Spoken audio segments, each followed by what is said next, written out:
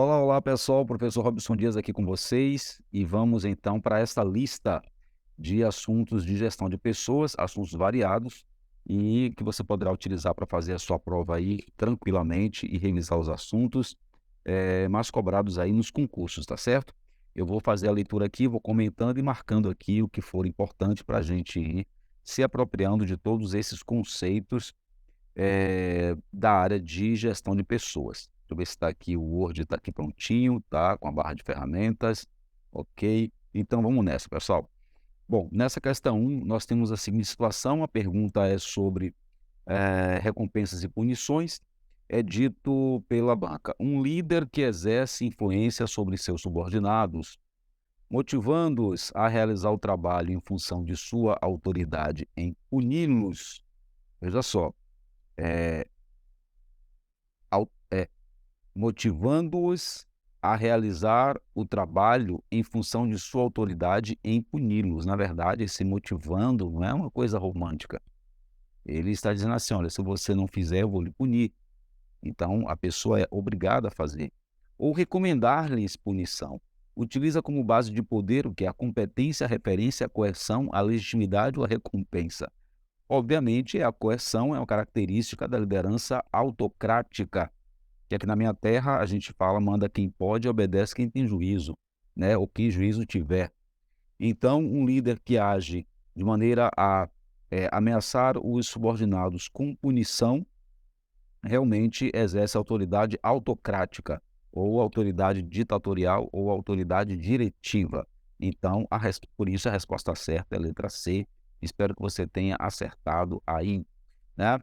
Na questão 2 é dito: o gestor de recursos humanos que utiliza a liderança centrada nas tarefas. A liderança centrada nas tarefas, ela põe ênfase, dá mais importância à maneira como as coisas são feitas, independente se a pessoa sabe, consegue ou não fazer, diferente da liderança centrada nas pessoas, onde há uma preocupação se a pessoa está adaptada ao trabalho, né. Uma coisa é adaptar o trabalho ao homem, outra coisa é adaptar o homem ao trabalho. Tá? Então a gente precisa, fazer com que as coisas estejam bem para as pessoas. Nessa questão, a banca trouxe como alternativas a liderança centrada nas tarefas.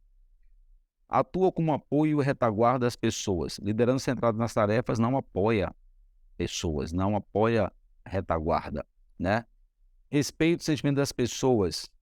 Não, aí seria liderança centrada nas pessoas, assim como a letra A. Procura ensinar as tarefas e desenvolver as pessoas. Não, as pessoas que se virem, a tarefa tem que ser feita, a pessoa tem que fazer o que é para ser feito. Nem tampouco desenvolver pessoas. Monitora o resultado do desempenho da pessoa. Então, o foco aí foi o quê? O resultado. Eu monitoro o resultado do desempenho. Se o resultado estiver bom, tranquilo. Se o resultado estiver ruim, eu vou procurar punir ou fazer algum ajuste para que punir a pessoa ou fazer algum ajuste para que o resultado seja aquele que foi planejado. Então, resposta dessa questão, letra letra D. Ao contrário da questão 3 que diz: "A atuação do gestor de recursos humanos caracterizada pela liderança centrada nas pessoas". Então agora eu quero algo que seja voltado para o ser humano. Preocupa-se com métodos de trabalho? Não, se preocupa-se com os métodos, preocupa-se com os processos e não com as pessoas. Define padrões de trabalho a serem desenvolvidos. Definição de padrões de trabalho, o foco é na tarefa e não na pessoa. Atribui responsabilidades de acordo com a tarefa desenvolvida pelas pessoas. De novo, foco nas tarefas. Focaliza a produtividade e a qualidade das atividades. Foco nas tarefas. Expõe os objetivos do trabalho para as pessoas. Então, explica às pessoas por que elas precisam fazer aquilo. Então, a resposta certa, portanto, a resposta certa é a letra E, pelos motivos expostos. Beleza? Questão 4. Vamos ver aqui, a administração de recursos humanos é definida como a função organizacional destinada a prover, treinar, desenvolver, motivar e manter os recursos humanos. Com relação a esse assunto, jungue os itens abaixo. O enriquecimento vertical de cargo possibilita motivar empregados que apresentem altos padrões de desempenho profissional nos cargos que ocupam. Sim, vou marcar aqui com um amarelinho, o 1, sim, porque o enriquecimento vertical é você atribuir responsabilidades maiores a alguém, com um grau maior também de complexidade nas tarefas. E se a pessoa tem um alto padrão de desempenho, por que não premiá-la com um pouquinho mais de responsabilidade, um pouquinho mais de desafio? Isso sim é um fator motivacional. O estilo de liderança mais adequado em uma unidade onde os empregados têm baixo nível de maturidade é a delegação, por atribuir maiores níveis de responsabilidade aos empregados. Aí não, né? Se as pessoas têm baixo nível de motivação, de maturidade, eu não vou atribuir mais responsabilidades a essas pessoas, porque isso não vai dar certo. Então, a delegação, que é a maneira de operacionalizar a divisão do trabalho, não deve ser feita para pessoas que têm baixo nível de maturidade, porque isso não vai dar certo. Então, essa está errada. 3. A administração de recursos humanos tem como finalidades alcançar o equilíbrio entre os objetivos da organização e as necessidades dos empregados, sim, sim, e manter baixos índices de rotatividade. Sim, perfeito, né? Rotatividade é um dos indicadores de gestão de RH que mede a flutuação de pessoal entre as pessoas que entram e saem da organização. E queremos manter esses índices baixos. Então, a 3 está correta. 4. O recrutamento é o conjunto de atividades. Subir mais um pouquinho. O recrutamento é o conjunto de atividades responsável pela comparação entre requisitos exigidos por um cargo e as características dos candidatos a esse cargo. Não. Este conceito aqui é o conceito de seleção e não de recrutamento. Se você lembra do assunto, vai ver que exatamente aqui é o conceito de seleção. Vamos ler certinho como seleção? Seleção é o conjunto de atividades responsável pela comparação entre os requisitos exigidos por um cargo e as características de um candidato. Então, a 4 está errada. O que ficou aqui para a gente? Então, a 1, a 2, qual foi a outra? A 3, não é? Eu esqueci de marcar. A 1 e a 3. Né? 1 e 3 são as corretas, 2 e 4 são as erradas. Então, resposta B de bola, 1 e 3 é a resposta dessa questão. Questão 5. João, que é analista judiciário de determinado tribunal eleitoral, assumiu a função de chefe do setor de pessoal desse órgão. E uma das primeiras medidas por ele tomadas foi a de se unir com os gerentes de todos os níveis, com o objetivo de abordar as medidas que deveriam ser tomadas com relação ao pessoal para a preparação das eleições de 2010, em que será adotada a checagem biométrica do eleitor. Beleza.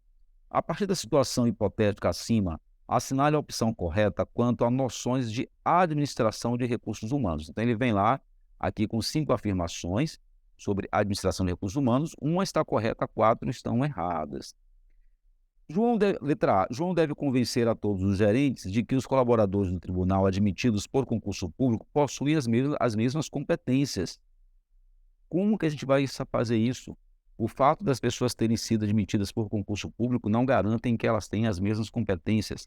Aliás, no concurso público, a gente consegue medir apenas conhecimentos e algumas habilidades, como raciocínio lógico, habilidade para lidar com números, né? Mas não conseguimos medir todas as competências das pessoas. Então, a letra A não é a resposta. B. João deve alegar aos gerentes que, caso adotem uma postura de descentralização da administração de RH, poderão ter como consequência a necessidade de terceirização de atividades burocráticas. Olha, isso parece bom. Vamos deixar ela reservada, porque se vai descentralizar a administração de RH, então recrutamento, seleção, rotinas de admissão, de demissão, processamento de folha de pagamento, de 13º, cálculos trabalhistas, talvez sejam descentralizados, sejam, como se diz, terceirizados. Isso parece bom. Vamos deixar B reservada. C. A essência da atividade de gestão de RH é uma responsabilidade exclusiva de João. Olha, a gestão de pessoas é responsabilidade de linha e função de staff. Significa que cada chefe cuida de seu pessoal, responsabilidade de linha e recebe serviços de suporte e de apoio do órgão de recursos humanos. função de staff. Então, não é responsabilidade exclusiva de João. B. O sucesso da implantação de novo software, independe de políticas e de ações de RH. Sì, pero non mucho. Devendo-se ater aos aspectos de tecnologia de informação, ok? Tornando desnecessária a presença do gerente de TI na referida reunião. Olha, gente, eu acho que o gerente de tecnologia da informação deve estar presente numa reunião para a implantação de um novo software que é da área de TI. Então, obviamente, essa afirmação está errada. Letra E. João obterá o equilíbrio organizacional no que tange à administração de recursos humanos, caso consiga que os objetivos individuais dos colaboradores sejam alcançados, ok? Mesmo que em detrimento, ou seja, em prejuízo dos objetivos organizacionais. Aí não. Equilíbrio organizacional é quando os trabalhadores conseguem satisfazer suas necessidades com o seu trabalho, mas também faz com que a organização consiga atingir seus objetivos. Não é um em prejuízo do outro. Nem a empresa conseguir em prejuízo do trabalhador e nem o trabalhador conseguir em prejuízo da empresa. Então, ficamos com a letra... Foi a B, gente? A B de bola, já que as outras estão nitidamente erradas, tá certo? Questão 6. Sobre teorias de motivação. Preste atenção que esse é um assunto muito cobrado. Segundo a teoria de Herzberg, a teoria dos 2 fatores, na abordagem dos fatores motivacionais em recursos humanos, quanto maior for o salário dos funcionários como retribuição pelo seu trabalho, maior será a sua motivação. Já falei em outras aulas aqui para vocês e repito e insisto. Em questões de concurso público que envolvem noções de administração, quando disser que salário é fator motivacional, você diz que não. Tá? Então aqui há um erro. Muito ao contrário, a teoria de Herzberg coloca o salário como um fator higiênico, ou seja, pertence ao mundo externo da pessoa, não fator motivacional. Então essa letra A está errada. Queremos a correta. A letra A, sim.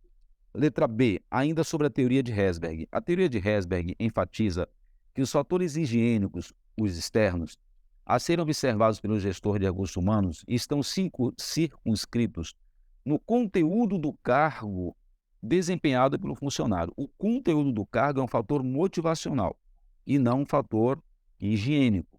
Então você precisa revisar essa coisa dos fatores higiênicos, externos e motivacionais internos, também chamados de extrínsecos, notadamente os externos, e intrínsecos, os internos.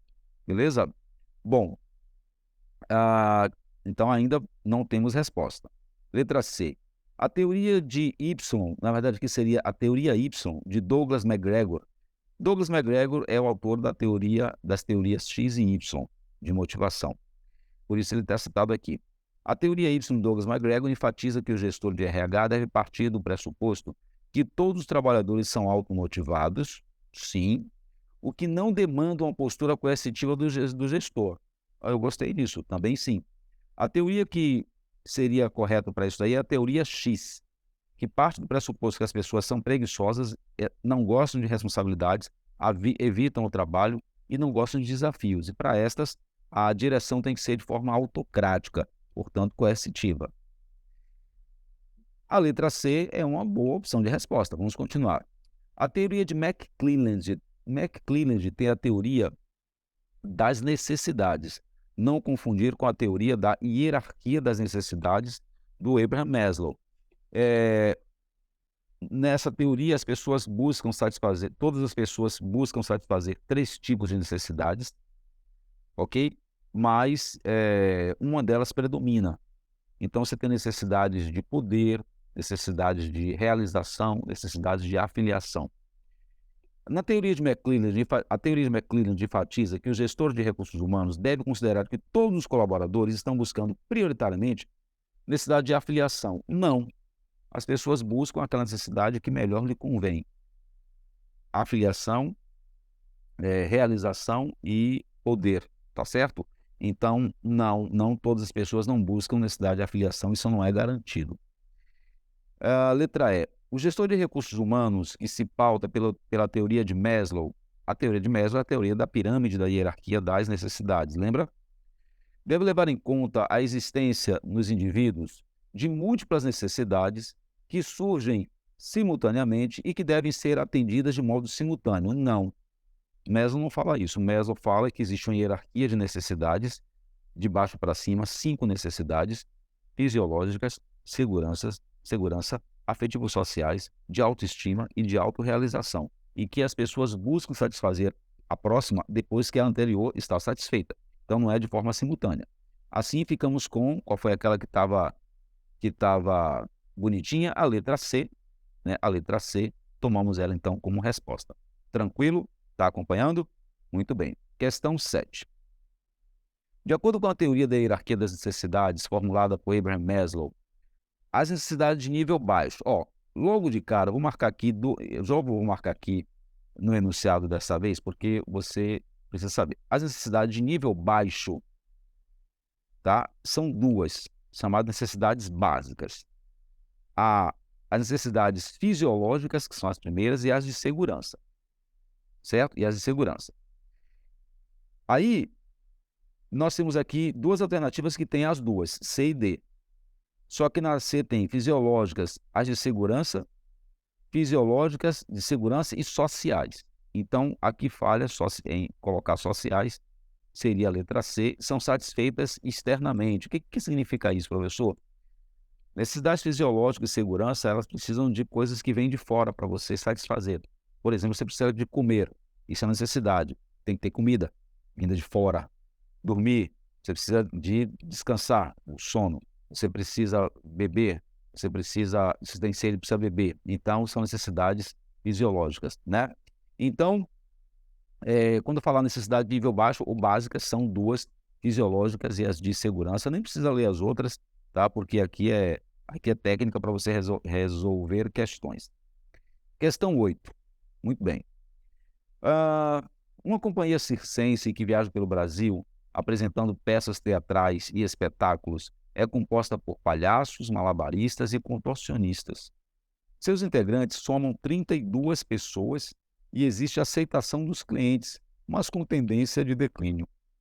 Interessante, não é? É um circo que tem peças teatrais e espetáculos e tem palhaços, malabaristas e contorcionistas. 32 pessoas, os clientes aceitam de boa, mas está tendendo ao declínio. Vamos ver então. A respeito dessa situação hipotética, julgue os itens a seguir.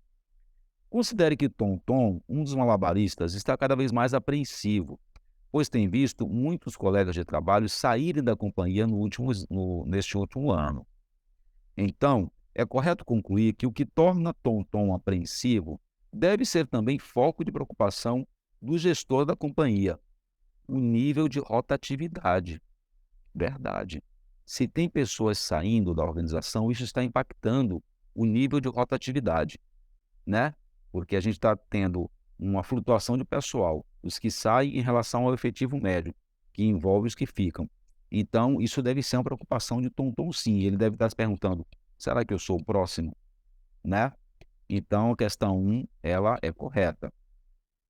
Se os novos artistas da companhia são recrutados por intermédio de escolas e cursos especializados em arte dramática e circense, então o recrutamento utilizado é do tipo interno. Não, deixa eu marcar aqui a 1 para não esquecer. Não, se está buscando pessoas para compor o corpo funcional do circo do lado de fora, então seria recrutamento externo. Então a 1 está errada. 3. Um processo de seleção eficaz para os novos malabaristas a serem contratados deve basear-se exclusivamente na análise do currículo dos candidatos, do qual serão colhidos dados relativos a experiências anteriores e referências, e na técnica de entrevista, para comparar os candidatos e checar detalhes sobre cada um. Olha, essa coisa de analisar o currículo e tomar referências e verificar a experiência é importante, mas não deve ser a única técnica de seleção, notadamente para um trabalho que envolve habilidade técnica. Habilidade é saber prático, de saber fazer coisas. Então, essa palavra exclusivamente exclusivamente torna a afirmação 3 errada, beleza? Questão 4. Se uma contorcionista estiver fazendo um curso de aperfeiçoamento de suas técnicas de contorcionismo, é correto afirmar que ela está sendo treinada? Sim, sim.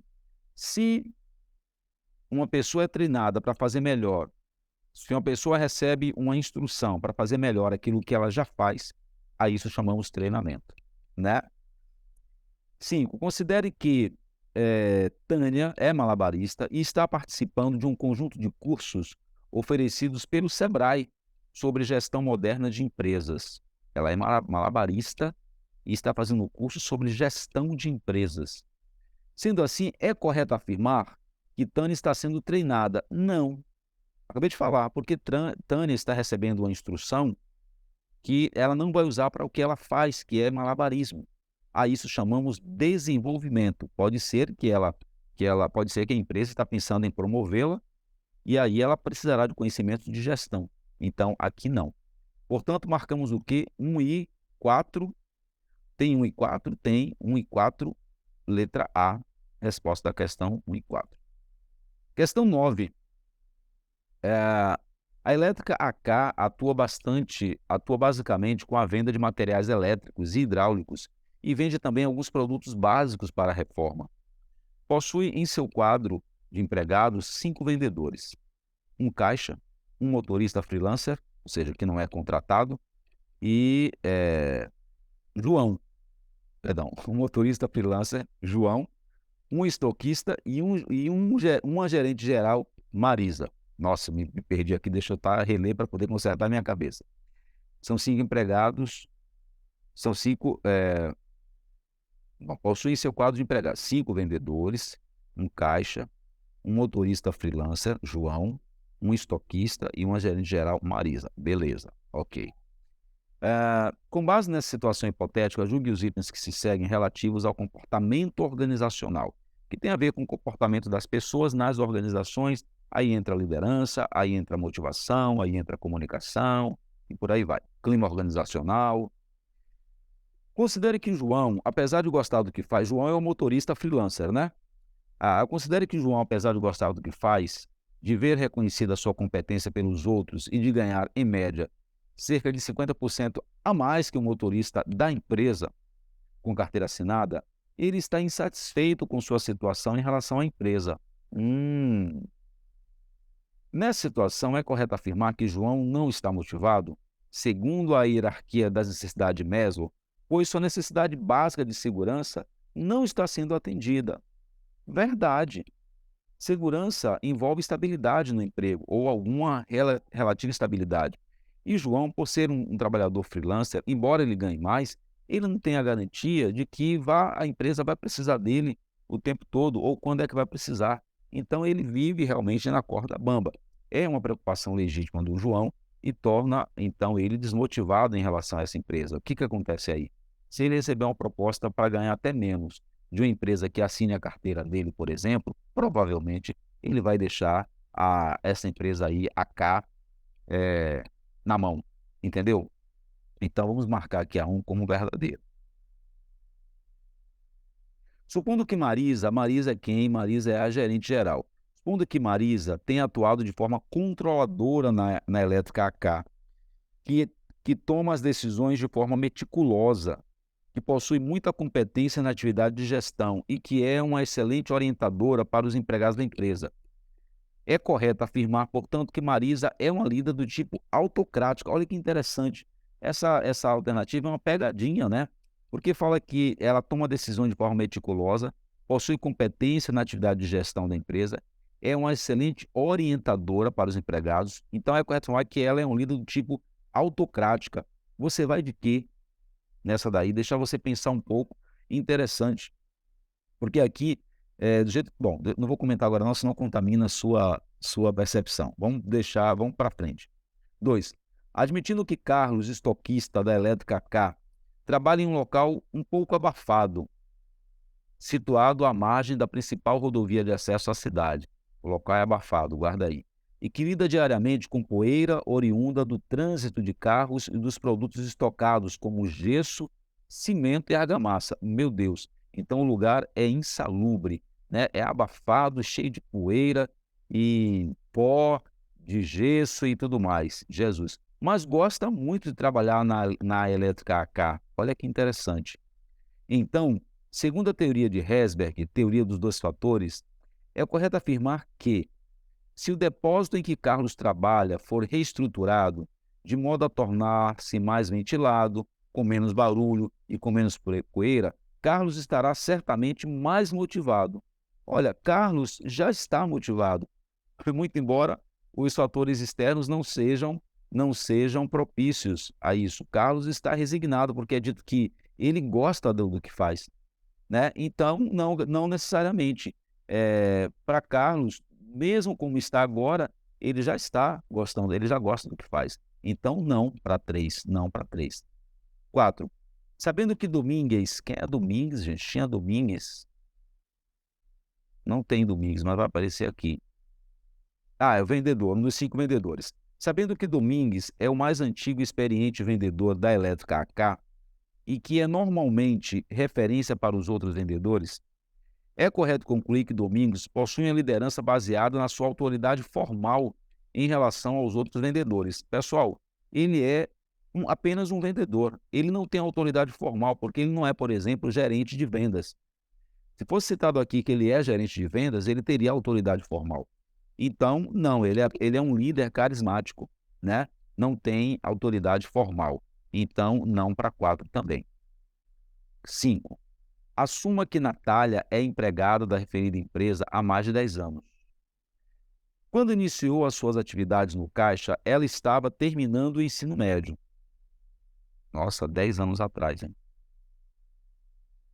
Atualmente é formada em administração, com habilitação em logística e distribuição. Certo. Natália continua com um desempenho muito bom nas atividades de caixa. Então, ela tem 10 anos, entrou quando tinha ensino médio, ela se formou em administração, com logística, e continua tendo um desempenho bom nas atividades de caixa. Vamos lá. Nessa situação, é correto concluir que suas atuais habilidades e o trabalho estão em sintonia. E já sabemos que não, né? Que não. Pois o seu desempenho no caixa continua bom, o que significa que a letra K não corre isso Natália tornar-se insatisfeita, mas corre e provavelmente Natália está insatisfeita, porque ela tem uma capacidade muito maior do que aquilo para o qual ela exerce hoje a atividade. Então, não, né? A elétrica AK corre muito risco aqui de Natália, assim que achar um emprego à altura das suas qualificações atuais, caia fora, né? Então, aquela questão lá da Dona Marisa, né? Dona Marisa, ela é uma líder autocrática, né? Porque ela toma decisões de forma meticulosa, possui competência em gestão e é excelente orientadora. Cuidado de orientar, não é estar passando a mão pela cabeça, nem sendo complacente com os trabalhadores. Orientar é dizer para que lado a coisa tem que ir, né? Então, ficamos com 1 e 2, resposta letra A. Gostaram dos comentários? É bom comentar questão, né? Questão 10. Um líder que concede aos grupos, indivíduos, total liberdade para tomar decisões é um líder laissez-faire ou líder liberal. Aqui é tranquilinho, né? Líder situacional é aquele que se adapta às diferentes situações. Líder emergente é aquele que não tem uma condição de líder, mas vira ou surge como líder, emerge, né, em determinadas situações ou acontecimentos. Liderança democrática é a liderança participativa, que envolve as pessoas no processo decisório. E a liderança autocrática é aquela do manda quem pode, obedece quem tem juízo, tá? Só para revisar. 11. Os processos de avaliação de desempenho humano estão sujeitos a distorções que podem impedir que eles atinjam a eficácia pretendida. Um dos problemas mais comuns ocorre quando a avaliação de um funcionário em determinado item influencia sua avaliação nos demais. Ou seja, se o avaliado recebe do avaliador bom em determinado item, recebe bom nos demais, né? Um item, a pessoa que é avaliada é vista como bom em um aspecto, tende a ser avaliada como bom em vários outros aspectos. A isso chamamos efeito halo. Lembra disso? Efeito halo, logo aqui de cara, efeito de generalização, um dos erros mais comuns em avaliação de desempenho, principalmente do método das escalas gráficas. Tendência central é quando o avaliador, né, procura dar notas muito próximas ali do meio da escala. Padronização dos resultados é quando ele avalia quase todo mundo da mesma forma. Efeito de proximidade é também chamado de recenticidade, quando o avaliador ele leva em consideração só os desempenhos mais recentes do trabalhador para avaliá-lo, seja bom ou seja ruim. Pressão inflacionista não tem nada a ver com a avaliação de desempenho. Questão 12, sobre rotatividade de pessoal, que é um dos indicadores de gestão de RH, né? A rotatividade pessoal refere-se ao fluxo de entradas e saídas de pessoas em uma organização. A rotatividade implica uma série de custos para a reposição de pessoal. Que legal. Realmente, quando você para você contratar pessoas para encurtar a conversa, você tem custo, né? Você tem o custo, mesmo que você não contrate. Para recrutar e selecionar, tem custo, mesmo que você não contrate. Então, o que são os custos de reposição de mão de obra em função da rotatividade? Custos de seleção derivados de pagamento de benefício? Não, você paga benefício se a pessoa já está selecionada, né? Já é empregada, aliás. Custos de treinamento derivados da menor produtividade dos funcionários durante o treinamento. Olha, isso aqui pode ser a resposta. Custos de recrutamento derivados do programa de integração. Não, o programa de integração é quando a pessoa já é funcionário. Custos de desligamento derivados da checagem de referências. Não há relação entre desligamento e checagem de referência, nem faz sentido. Custos de recrutamento derivados da programação e orientação. De programas de orientação. Não, programa de orientação é para pessoas que já fazem parte do quadro de trabalhadores. Então, aqui fica óbvio que são custos de treinamento derivados da menor produtividade dos funcionários. Que assim, se está tendo muita rotatividade, o que isso quer dizer aí? Ó? Muita rotatividade, toda hora tem gente nova chegando. E isso significa que você tem que treinar de novo. E o treinamento também tem muitos custos, né? Então, resposta à questão 12, letra B de bola. Beleza? 13. E penúltima, né? Uma indústria precisa implantar um sistema de controle ambiental. A empresa nunca teve esse tipo de controle e precisa contratar um engenheiro ambiental para dar início à implantação do sistema. A gerente de RH precisa selecionar candidatos para um novo cargo da empresa. Olha, a empresa nunca teve esse tipo de controle e precisa contratar um engenheiro ambiental. Veja que a empresa nunca teve esse tipo de pessoa trabalhando para ela, né? A obtenção de informações sobre o cargo a preencher, que servirá de base para a seleção de pessoas, deve vir, nesse caso, de onde? Técnica de incidentes críticos é uma técnica de avaliação de desempenho, então não faz sentido. Avaliação de desempenho também não faz sentido. Entrevista de seleção. Para fazer entrevista, tem que saber qual é o cargo e tem que conhecer o cargo. Identificação das características pessoais do candidato. Para isso, tem que saber qual é o cargo, para saber se as características batem com o cargo. Análise do cargo no mercado. Ou se a empresa tivesse já esse cargo lá dentro, ela iria olhar a descrição de cargo e tudo ficaria resolvido, beleza? Eu esqueci de acender a luz aqui, está escurecendo, mas eu acho que dá para me ver ainda, né? Ok. 14. A diretora de recursos humanos de uma empresa gostaria de adotar indicadores que permitissem a avaliação do desempenho dos processos sob sua responsabilidade. Atenção, é a avaliação de desempenho da área de RH, não é de pessoas, não. A diretora poderia adotar, entre outros, quais indicadores? Então, aí é uma questão sobre indicadores de gestão em RH. Tempo médio de preenchimento de vagas é um indicador de RH e custo médio de preenchimento de vagas. Olha, também é outro indicador de gestão de RH. Vamos deixar a reservada. Índice de empregado de alto desempenho é um índice de RH. Liquidez corrente, não. É um índice ligado à contabilidade e finanças. Aqui, não. Horas de treinamento por empregado, sim. Taxa de desperdício, não. É um índice ligado à produção. Então, aqui a C não é. Rotatividade, sim. Rentabilidade, não. É um índice ligado à mercadologia. Tempo médio de contratação, sim. Participação no mercado, não. É outro índice ligado à mercadologia. Então, esses dois indicadores, tempo médio de preenchimento de vagas e custo médio de preenchimento de vagas, seriam indicadores que essa gerente de RH poderia adotar.